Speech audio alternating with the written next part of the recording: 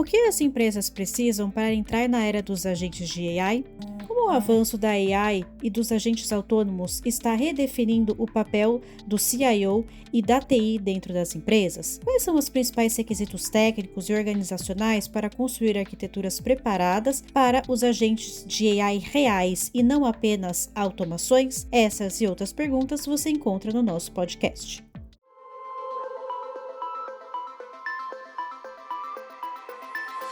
Bem-vindos e bem-vindas ao Data Circle Podcast, nosso podcast sobre AI e negócios, onde a teoria encontra a prática.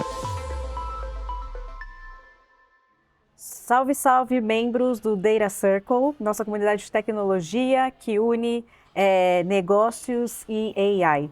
Eu sou a Laís Muniz, hoje aqui no episódio do Data Circle Podcast, muito especial, a gente está num evento externo na EBDI, um evento aí muito focado em healthcare. E do meu lado eu tenho Alex, da Artefact, Marcos Roberto Passim, CIO do Grupo Adicus, e o Wellington Cruz, Head de Arquitetura e TI do Grupo Amil. Marcos e Wellington, vou pedir para vocês se apresentarem, contar brevemente aí o histórico, para daí a gente já entrar nas nossas pautas. Combinado. Bom, prazer estar aqui, obrigado pelo convite. É sempre bacana poder trocar experiência, falar um pouquinho sobre tecnologia, né? Bom, eu sou o Marcos Passim, eu tenho aí um pouquinho mais de 30 anos em tecnologia, né? O cabelo não deixa mentir, né? Hoje eu estou no Grupo Adicus, né? Uma empresa brasileira, capixaba, né, uma empresa que vem crescendo bastante no mercado de dermocosmético no Brasil. E é um prazer aqui a gente poder falar um pouquinho sobre a experiência, sobre um pouquinho do tudo que a gente está fazendo lá. Sei que o tempo não é muito, mas a gente vai tentar rapidamente aqui falar um pouquinho sobre dos desafios que a gente tem nesse mercado, que é um mercado brasileiro que cresce muito, né? As mulheres não deixam mentir, né? Pois Mas é uma coisa que é muito bacana. Disso daí. Obrigado pelo convite. Muito feliz de estar no podcast novamente falando sobre tecnologia, especialmente no evento do segmento de saúde, que é onde eu trabalho atualmente. Tenho trabalhado aí nos últimos 11 anos já como profissional de tecnologia na área de saúde, né? Atualmente eu estou como Head de Arquitetura no Grupo Amil. Passei aí uma jornada de 7 anos na Sul América também como responsável de arquitetura na área de saúde. E é um assunto que é apaixonante de conversar, né? Eu, como um entusiasta de tecnologia, queria ter um podcast para falar só de tecnologia, para a gente ter sempre como se atualizar e conversar sobre esses assuntos, né?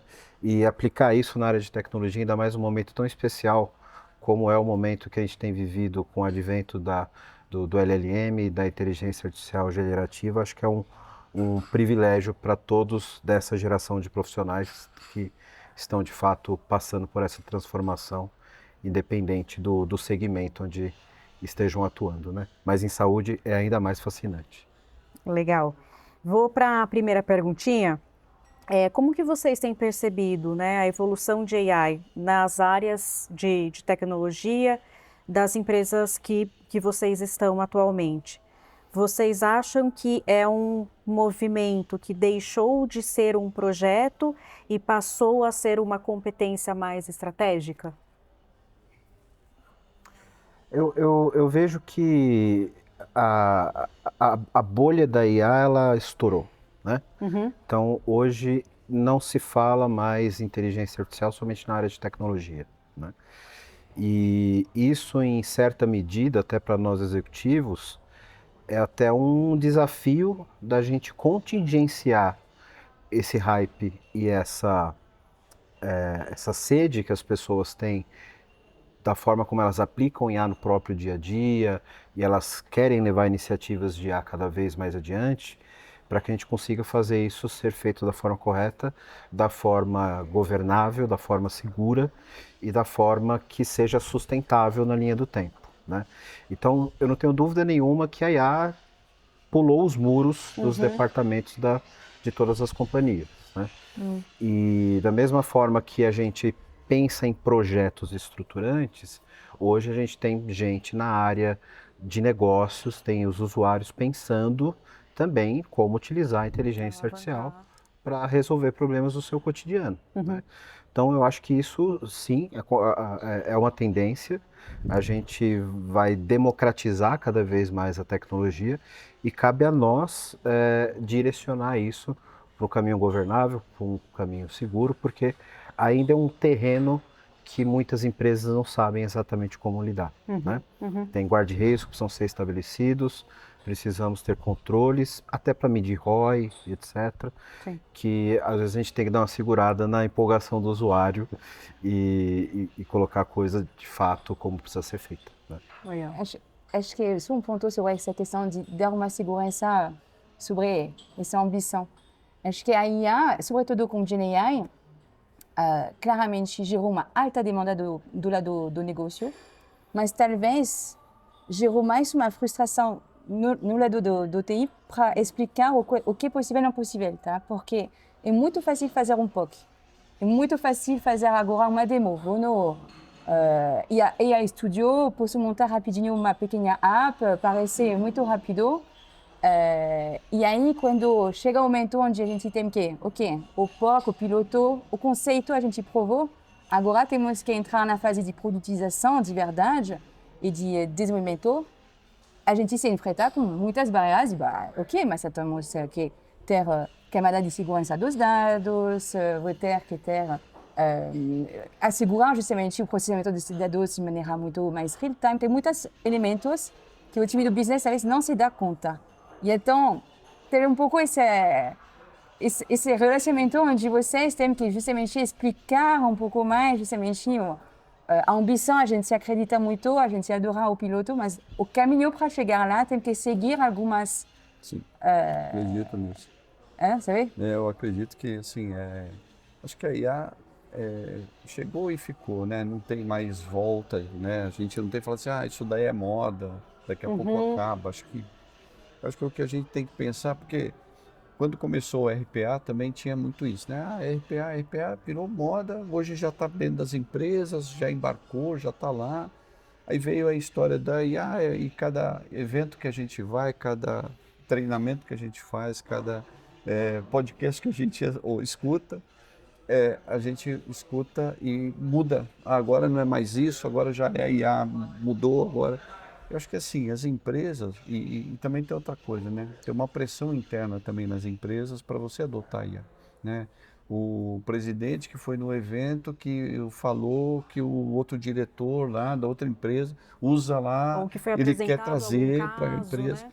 Mas eu acho que assim, a gente tem aí alguns passos que a gente tem que seguir, que é passos de ter políticas claras de utilização da ferramenta, custos mensuráveis das ferramentas, né? Porque hoje é tudo, instala a IA lá, põe a IA lá para rodar, mas quanto custa isso daí? Né? Quem que vai pagar essa conta? Né? Então, Você esqueceu como que o custo da infraestrutura atrás de tudo. como que é a segurança disso? Né? Porque para cada usuário, ele vai ter autonomia de ele fazer as coisas, mas ele tem também, cada usuário tem um perfil diferente e que tem ali informações relevantes. Você não pode publicar isso, não pode levar isso para fora. Então, qual é a segurança que você adota para ter uma IA? E outra coisa, essa IA ela vai poder falar com o público externo ou só com o público interno?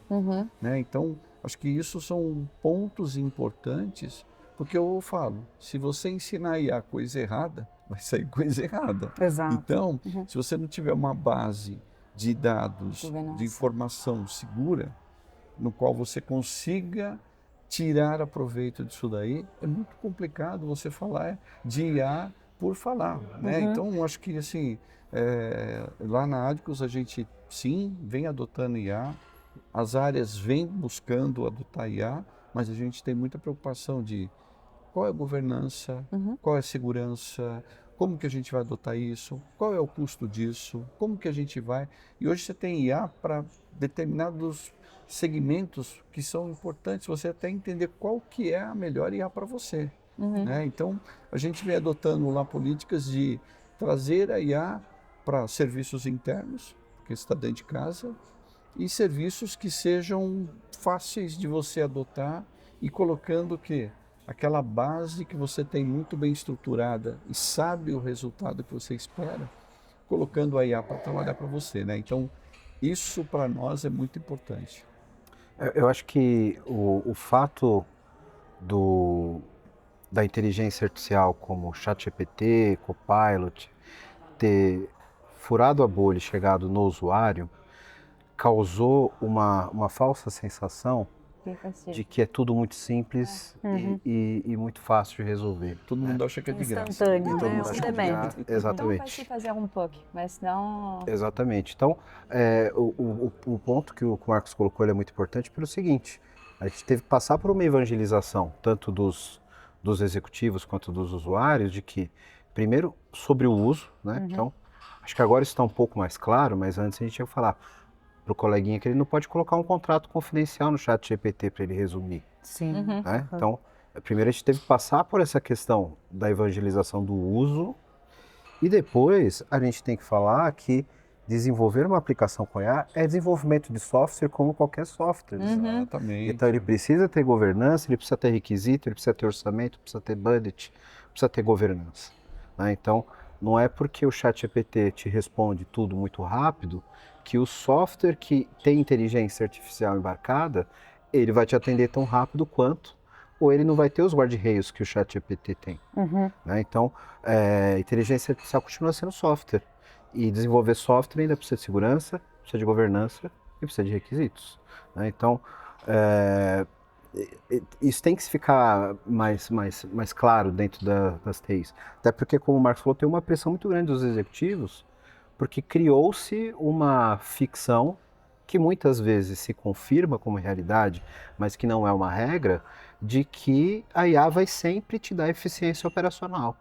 Né? Então, eu já ouvi casos de executivos que procuram sua área de TI, precisamos usar a IA para aumentar a nossa eficiência. Aonde? O que você precisa? Não sei. Eu sei que as empresas estão ganhando eficiência com IA. Precisamos usar IA. E sem um estudo de caso de uso, etc. Então, tem o benefício, de fato, da IA ter furado a bolha e ter chego em todo mundo, mas também tem esse gap de que a gente precisa continuar dizendo que o máximo de desenvolvimento de software continua válido, independente da IA. E como isso muda, no ponto de vista de vocês, o papel da TI como um parceiro de negócio? Eu acho que assim, hoje a área de TI, ela tem que estar muito mais ligada ao negócio do que à tecnologia propriamente, né? Eu falo que assim, a gente tem que usar as consultorias para que elas estão lá. As consultorias, eu falo que assim, eles vivem o dia a dia, respiram aquilo, faz aquilo, treina naquilo, então eles estão lá. A TI dentro da empresa, eu vejo que ela tem que estar conectado e ser parceira dentro da área de negócio, né? Então, hoje eu tenho profissionais dentro de TI que eram da área de negócio.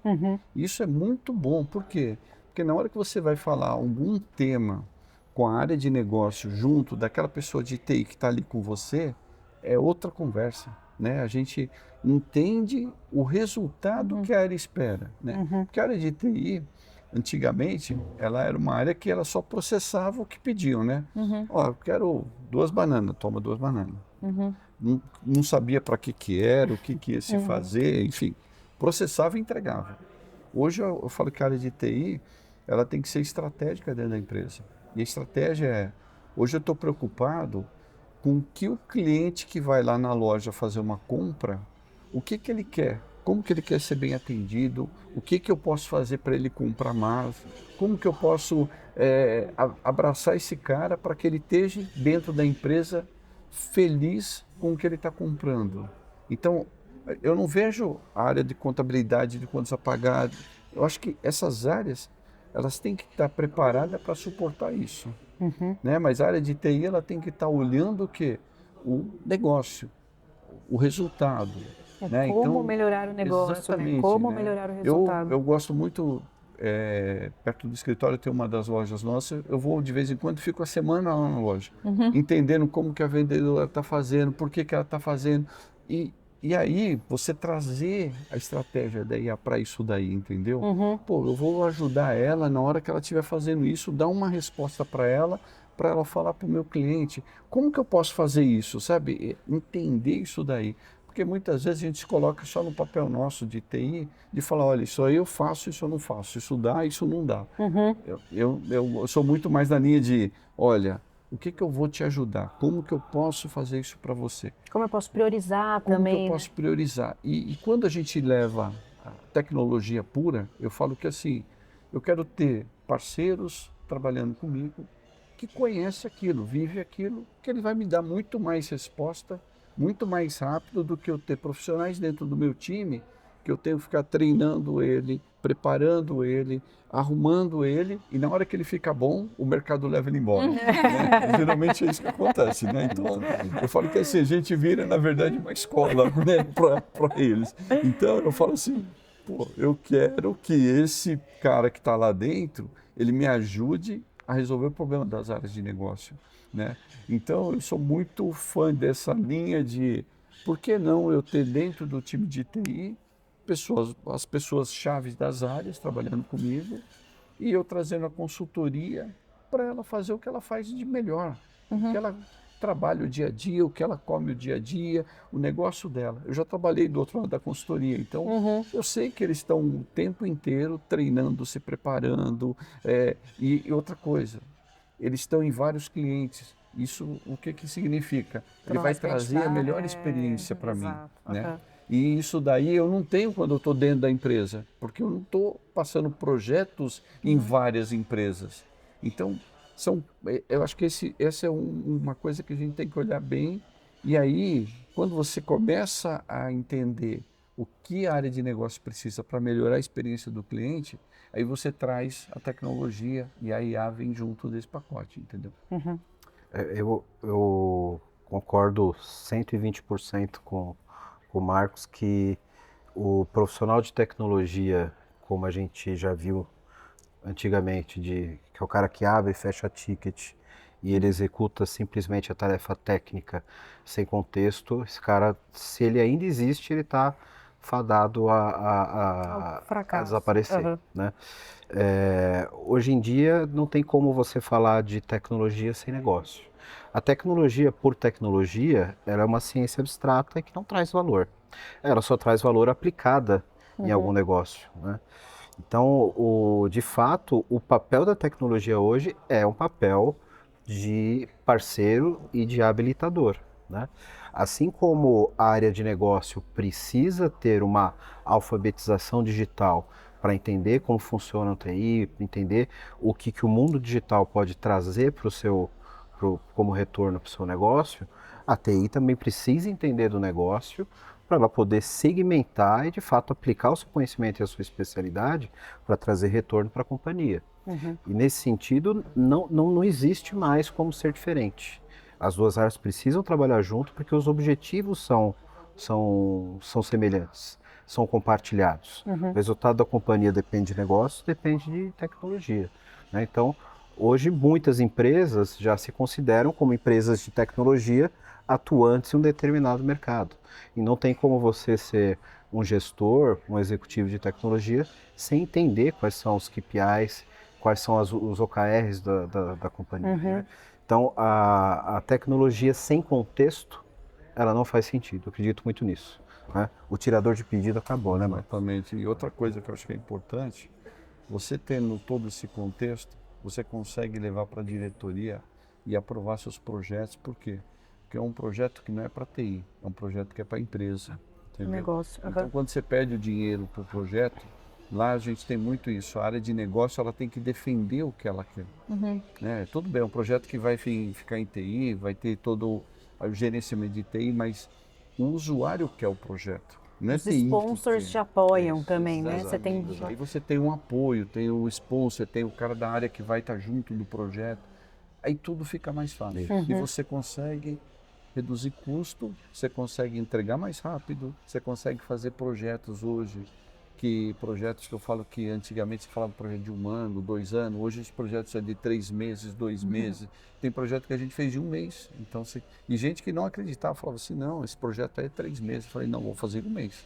E foi feito em 1 mês e foi entregue em 1 mês, entendeu? Mas por quê? Porque todo mundo engaja. E quando você tem o engajamento da empresa, tudo acontece. Isso.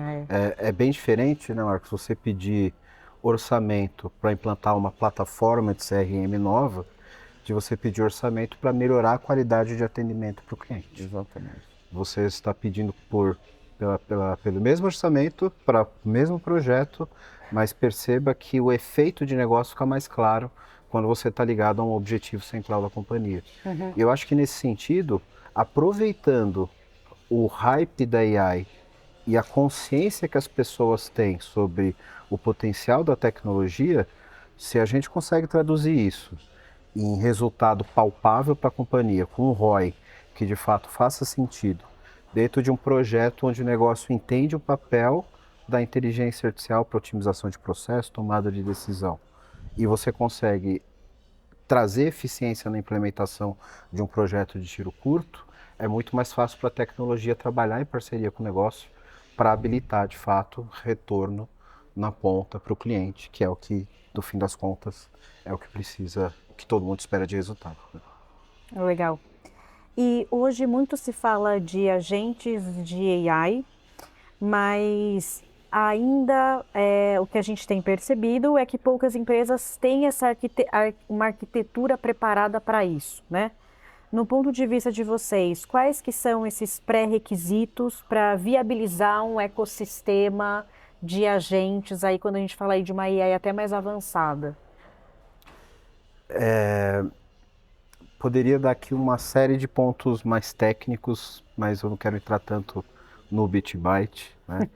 Mas eu acho que toda companhia tem uma grande lição de casa para fazer, para você ter de fato os agentes que são autônomos e que trazem de fato um grande valor de negócio, que é estruturar bem a sua camada de dados.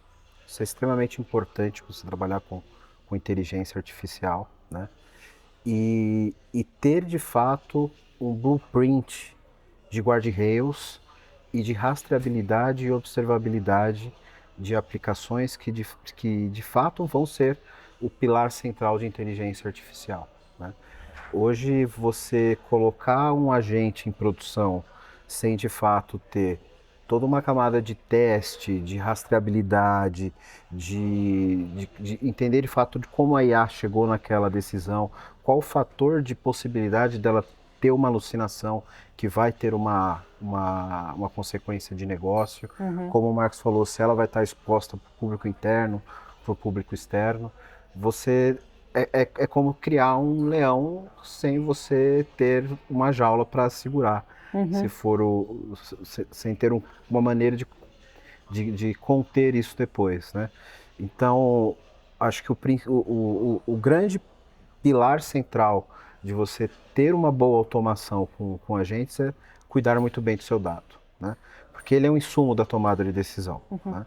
Então, e me preocupa um pouco esse grande hype sobre os agentes e sobre assistentes. A que tem por trás. Exatamente, que a gente está pulando uma fase muito importante, que é a fase de governança de dados, de Big Data, de Data Analytics, que precisa estar muito bem estruturado. Claro, eu posso fazer um agente muito simples, de propósito geral, usando uma API do ChatGPT, né? Mas o ROI dele vai ser muito menor do que eu ter uma base de dados estruturada trabalhando com as minhas próprias informações, né? Então, isso é muito importante, as empresas negligenciam muito a gestão correta dos seus dados. E o que eu sinto também cria-se muito uma expectativa e quando vê depois querem testar, e aí quando olham um output dá um desânimo, mas tipo, poxa, mas é porque lá atrás ainda não está 100%, né? Exatamente. Não dá para você fazer uma receita de bolo que você espera um bolo maravilhoso se seus ingredientes não estão adequados. Né? Então, acho que isso é algo que as empresas ainda negligenciam um pouco e as que têm isso muito bem organizadas já estão colhendo bons frutos de otimização com agentes, etc. E o outro é de fato questão de observabilidade e auditoria das ações dos agentes. Acho que isso é essencial, até para você fazer um fine tuning, poder ver se tem algum drift de tomada de decisão, etc. Isso é essencial para que de fato você tenha confiança de não, vou colocar meu agente ele está bem treinado, ele está embasado de boas informações, eu consigo observar o comportamento dele e eu tenho um pushback caso precise de fato dar um rollback numa operação de negócio. Ela é auditável, eu tenho trilha de rastreabilidade. Então acho que esses dois pontos são principais para que de fato as empresas se sintam seguras e tenham condições de soltar um pouco a corda. Deixar os agentes deixar trabalhar. o monstrinho mais solto. Eu acho que vem muito nisso, né? Eu sempre falo, você vai ensinar coisa certa ou coisa errada, depende da sua base de dados. E aí esse desânimo acontece muitas vezes por isso, porque cria-se, né, uma expectativa muito grande em cima de um projeto e quando você entrega você vê que não é aquilo que você queria. Sim, exato. Mas por quê? Será que quem errou, né? Na verdade é que eu falo que tem vezes que a empresa ela não tem um preparo para colocar aquele projeto, né? Isso serve para qualquer projeto. Eu vejo muitas empresas tentando implantar projetos que depois ou caem em desuso, Sim. né? Porque o pessoal não usa simplesmente, implantou, tá lá. Você perguntar para a pessoa, ela está olha, existe aí, qual que foi o ganho disso? Zero. Nunca usamos, não ninguém emplacou no dia a dia, né? porque o que acontece? As pessoas criam aquela ansiedade, aquela coisa de, eu vi lá, fui na empresa, vi e tal, né? Quer dizer, cria aquele marketing interno positivo, só que depois quando você entrega, você não entrega aquilo que eles estão esperando. Então tem coisas que eu falo assim, e hoje em dia, eu falo que assim, não dá para rasgar dinheiro mais dentro da empresa, né? E quando você começa a fazer um projeto, não é só o investimento que você está fazendo daquela consultoria ou daquela compra daquele IA que você vai colocar. Não, você está fazendo um investimento de todo mundo, né? O pessoal da área de TI, da área de negócio, todo mundo está parando para fazer aquele projeto. Isso tem um custo, indireto no projeto, mas tem um custo, né? Tanto é que a gente começou agora lá, a gente começou a criar um processo para entender qual é esse custo indireto que a gente coloca dentro dos projetos. Por quê? Porque a gente vê muita coisa sendo jogada fora, muito projeto que acaba no lixo, né?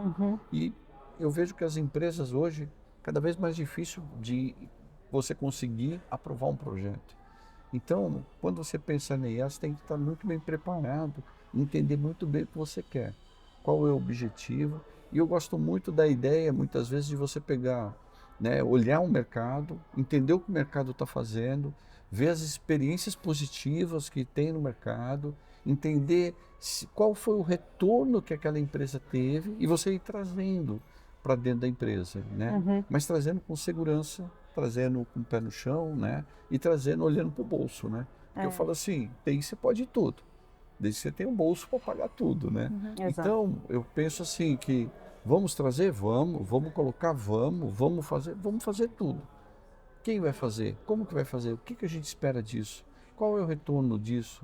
Como que vai ser, né? Então, são várias perguntas que a gente tem que responder antes de a gente tomar a decisão de fazer, né? E aí, quando você toma a decisão de fazer, você tem que entender o seguinte, eu tenho essa informação para que a IA trabalhe corretamente, né?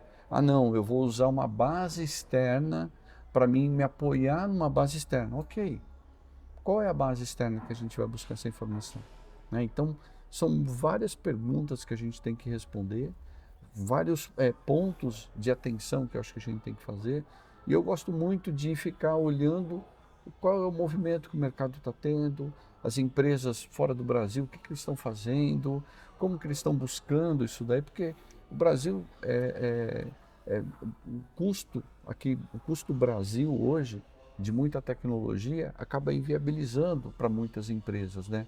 Então você tira aí as grandes, aí as multinacionais é uma coisa, mas quando você cai para uma empresa brasileira, né, pé no chão, você tem que entender bem o seguinte, será que dá para mim fazer isso aqui de uma forma eficiente, que vai trazer um resultado, que vai trazer benefício? Então, esses pontos são pontos importantes. O que eu preciso fazer para adaptar para o meu contexto, Exatamente, né? Hoje a gente tem que olhar muito assim, e até muitas vezes eu nem gosto, o pessoal vai lá e fala, não, isso daí eu fiz na Petrobras, fiz não sei aonde, na multinacional ABC.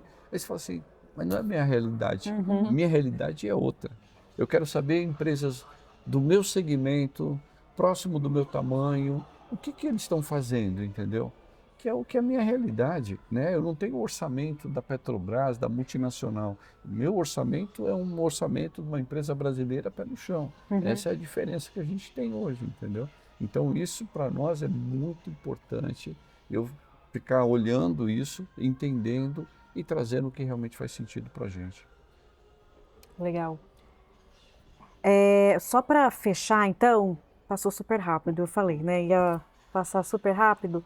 Mas se vocês pudessem aí dar um conselho de quem está começando a desenhar uma estratégia que envolve AI, que envolve agentes nas empresas, né? Uma AI corporativa, qual seria o grande conselho que vocês dariam?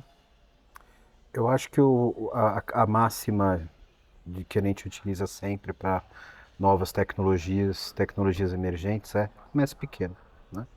Pega um caso de uso controlado, onde você sabe exatamente a propagação do retorno que você vai ter, mas também sabe a propagação do possível risco, né? Então, um caso muito bem controlado, pequeno, que tenha apoio, tenha um bom sponsor para poder fazer isso acontecer de fato, se apoie em bons técnicos, né? Se você não tiver esses bons técnicos na própria equipe, procure uma consultoria, uma empresa que possa te ajudar a trazer esse conhecimento, porque é muito fácil errar com a tecnologia, né? E depois a imagem que fica não é do projeto, é da tecnologia que não funciona, né? Então, tenha um cuidado com a primazia técnica, que ela também é essencial. Mas eu acho que encontrar um projeto piloto que tenha um bom retorno, que não seja de difícil implementação, que tenha apoio corporativo e que prove o valor da tecnologia é sempre o primeiro passo mais fácil. Porque você está dentro de um risco controlado, um retorno que pode não ser tão expressivo, mas que desperta o interesse dos executivos e da companhia para explorar mais. É o plantar sementinha, né? Exatamente. Não dá para fazer um Big Bang com um tipo de tecnologia que ainda não se conhece, que ainda não se conhece o risco, que a empresa não está habituada, não conhece exatamente os custos que estão envolvidos, o perfil de profissional que vai precisar manter, né? Então, começar pequenininho, controlado, sem muito risco, é um bom primeiro passo para começar a embarcar a companhia nessa nova era. Concordo.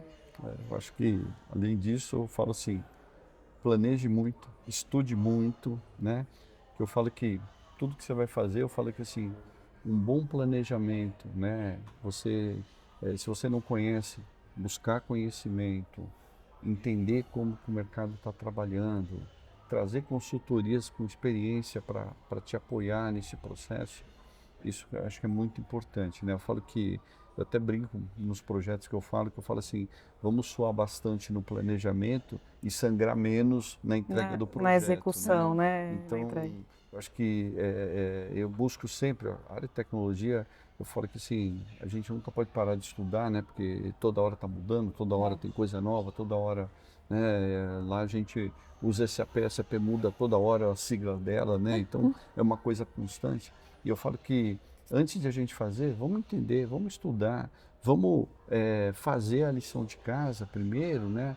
E depois, se a gente achar que a gente não está preparado, vamos trazer uma consultoria para nos ajudar, porque a consultoria provavelmente ela está mais preparada do que eu, porque ela já fez, e se ela errou, ela já errou em outros clientes, a tendência de ela errar é menor comigo, então a gente vai conseguir fazer um bom trabalho inicial, projeto curto, rápido, entregas. Se você fala assim, mas isso aqui é um negócio que não dá para fazer ele muito rápido, faz ele faseado, né? Cria fases, olha, vou fase 1, fase 2, fase 3, a fase 1 já vou colocar no ar, já vai começar a trazer retorno para a empresa. Então são assim, visões que eu acho que é importante para que comece certo, porque se você começar errado, depois corrigir o erro. Reverter é complicado, muito né? difícil, né? Eu falo que muitas vezes quando você começa errado é mais fácil você parar e recomeçar, né? Do que você tentar persistir no erro e continuar no erro para frente. Então, eu gosto muito dessa linha de, pô, vamos estudar. Eu fui estudar agora, falei, pô, deixa eu entender o que é IA, vamos entender como funciona. Fui terminei, fiz um curso agora, bacana, entendi, falei, pô, agora eu vou pensar como eu vou fazer, o que o pessoal está fazendo, como que está. Sabe assim, eu acho que a gente precisa, a área tem que estar preparada para absorver qualquer nova tecnologia. Então, a gente está falando de IA aqui, mas se amanhã aparecer uma outra sopa de letras aí, que é uma nova A gente vai ter que tecnologia, aprender. a gente vai ter que aprender, não é. tem jeito. Né? Tudo, mais de 30 anos que eu estou na área de tecnologia, vai se mudando a forma de fazer a mesma coisa. Só que de outra maneira, que você tem que sempre estar se atualizando. Acho que esse é o importante da área de TI, eu acho, né? Legal. Alex, você quer complementar com alguma coisa? Não, achei bem pertinente o que vocês falaram. Ponto justamente sobre o que você falou, de planejar e priorizar. Encontrei CIO lá no Chile, de uma empresa de non-profitable empresa de plano de saúde lá no Chile. E eles entraram no mundo tão ágil de repriorização de backlog mensal. Tá? Então, eles têm uma lista de use cases que podem fazer sentido e cada mês eles reevaluam o quanto cada é feasible. E tem muitos que podem trazer valor, mas ainda falta pessoas, tá? Falta ainda ter o data domain pronto para alimentar, falta... E então eles não vão forçar alguns investimentos de tecnologia ou de outros habilidades para acelerar esse use case, porque eles acreditam que vai ter outros use cases naturalmente que vão naturalmente construir e só vão já alimentar algumas peças. E quando muitos use cases sendo criados, muitas peças de viabilizador vão ser criadas e vai desbloquear o próximo use case. Eles entraram no modo agile que achei ótimo, e quando você falou essa questão de planejamento, de começar com pequeno, acho que foi o resultado de ter esses dois guidelines no princípio que ajudou ele a chegar nesse modelo otimizado de projetos de TI. Tá? Legal. Marcos, Wellington, super obrigada pela participação de vocês, foi super legal. A gente fica por aqui e até o próximo episódio.